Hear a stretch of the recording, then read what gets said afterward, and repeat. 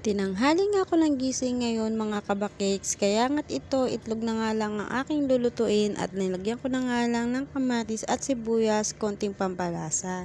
Ito na nga lang ulam ang aking lulutuin mga kabakeks kasi nakapagluto na si Mr. Bakokong kanina dahil maagi siyang nagising. Ako nga kasi mga kabakeks ay bihira ng magising ng maaga lalo kapag puyat na puyat ako sa pagpapadede kay Bakekang. Ako nga kasi mga kabakeks kapag nadede sa akin si Baby Bakekang ay hindi ako agad-agad nakakatulog. Kaya ganun mga kabakeks, sinantay ko na nga lang matapos dumedi si Bakeks bago ulit ako makatulog. So ito na nga mga kabakeks, pagkatapos ko nga niluto ang aming ulam na itlog, dito nga at kumain na nga kami sa labas at ito pa nga lang ang almusal namin. Siguro nga ay mga alas 9 na ng mga oras na iyan. Dito na nga kami kumain sa labas mga kabakeks kasi dito masarap kahit paano ang hangin. Hindi katulad kasi sa loob. Kailangan pa mag-electric fan kasi medyo mainit. Alam niyo naman ang dalawang bagets natin, medyo pawisin. Ang sarap din naman talaga sa pakiramdam mga kabakeks kapag sama-sama nga kayong kumakain sa isang hapagkainan. Alam niyo ba mga kabakeks, pangarap ko tong ganito na sana lagi kami sabay-sabay kumakain. Kaya lang hindi nga pwede dahil nga si Mister pag may trabaho maagang umaalis. Ngayon nga lang kami sabay-sabay kumakain dahil nga alam niyo na wala pa siyang trabaho. At eto nga mga kabakek, siya nga ang naglalaba for today's video dahil ganyan ang habit niya pag nandito sa bahay. Yung tipong hindi ko na siya kailangang utusan na gawin yung dapat gawin dito sa bahay. Talagang kusa niya nagagawing isang bagay lalo pag alam niya namang wala din naman siyang ginagawa. At iyan din naman mga kabakeks yung isang pinagpapasalamat ko kay Mister dahil mula noon hanggang ngayon ay hindi siya nagbabago sa ganyang pag-uugali. Hindi ko naman sinasabing perpekto ang pagsasama namin. Syempre minsan nandyan din yung awayan, tampuhan, hindi naman yun mawawala, diba? Nasa inyong mag-asawa na nga lang kung paano nyo iintindihin at unawain ang bawat isa para tumagal ang inyong pagsasama. At iyon na nga mga kabakeks, habang nga naglalabas si Mister naisip niya ngang palubuhin itong swimming pool ni Kuya Bakokong. Alam niyo ba mga kabakeks, napakatagal na ng swimming pool na yan, maliit pa si Kuya Bakokong. Siguro nga nung nabili ko yan ay nasa 2 o magtatatlong taon si Kuya Bakokong. Mabuti na nga lang din at hindi nginat-ngat ng mga mababait dito sa bahay yung swimming pool na yan at iyan hanggang ngayon napapakinabangan. Lalo at magsa-summer na. Nang mapalubungan ni Mister ang swimming pool na yan at malagyan ng tubig, tuwang-tuwa nga tong Kuya Bakokong, dapat nga ang magsuswimming dyan si Baby Bakeka. Pero ang nangyari nga, si Kuya Bakokong nga ang tuwang-tuwa nung mapalubo yung swimming pool.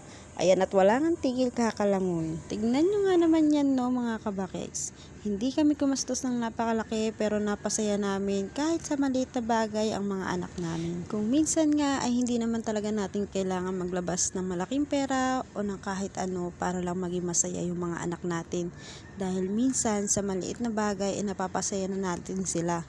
Hindi man natin maibigay ang lahat ng pangangailangan nila pero kapag sa simpleng bagay na gusto lang nila na nagawa natin ay sigurado namang magiging masaya ang mga yan at matutuwa pa. Natutuwa nga din kami ni Mister dahil bukod nga sa nag-i-enjoy si Kuya Bakokong tuwang-tuwa nga talaga siya sa paglangoy-langoy dyan. At kahit paano nga si Baby Bakekang ay nag-i-enjoy din kahit hindi pa nga siya marunong lumangoy. Siyempre, baby pa nga eh. Habang nga busy si Mister sa paglalabas sa likod, ako naman busy din sa pagpapasaya sa dalawang ito. Pero mga kabakeks, hindi ko nga din masyadong binabadyan si Baby Bakekang dahil alam niyo nakakagaling lang niya sa sakit, hindi pa siya pwede gaano sa malamig. Pero wag kayong mag-alala, nilagyan ko ng baby oil yung dalawang yan para hindi naman ulit sipunin at bumalik ang kanilang mga ubo. Dahil sa totoo lang, napakahirap pag may sakit yung mga bata. Kaya nga naman din si Baby Bakekang ko, wala pang isang oras yan inawat ko na nga din sa pagligo. At pag-awat ko nga kay Bebe Bakekang, si Kuya Bakokong nga nag-enjoy pa ng mga ilang minuto. At pagkatapos nga nilang maligo dyan, ako naman ito nga nagsalang na nga ako ng aming sinaing dahil wala pa nga kaming pananghalian, anong oras nga na naman. Dito na nga ako nagsalang sa aming kalandigatong dahil para nga tipid-tipid kahit paano. Lalo at napakamahal nga ng gasol ngayon. At ito naman si Baby Bakekang ko, ibinigay ko na nga muna dito kay Tita Bunso.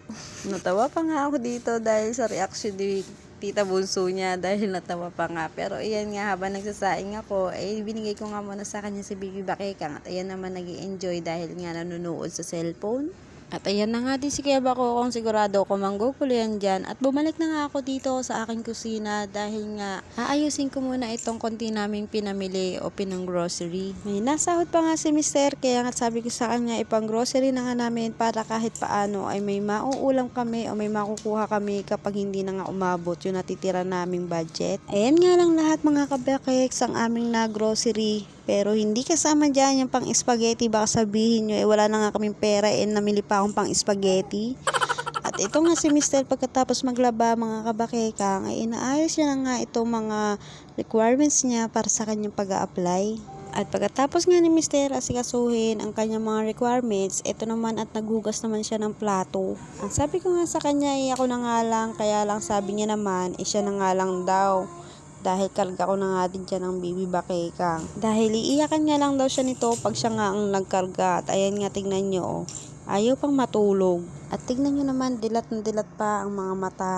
At ang makita ko nga nahihikab-hikab na siya dyan, patutulugin ko na nga siya. At dahil may naghihintay nga sa aking gawain. Dahil pagdating sa tikluping mga damit, ako talaga ang toka dyan at hindi nga si Mister. Dahil pag si Mister pa nga inasahan ko magtiklop ng damit, basta-basta nga lang yung tupi. At nang makatulong nga ito si Baby Bakekang, at eto nga ay naghain na nga din ako at para makakain na kami. At iyan nga ang aming ulam, 4 na pirasong alimasag na natira pa kagabi. At yung 1 pirasong isda na pinaksiw pa namin nung isa pang gabi. At pagkatapos nga namin kumain mga kabakis, hinarap ko na nga itong aking tiklupin. At hanggang dito na nga lang ang aking video mga kabakis. Hanggang sa susunod. Bye!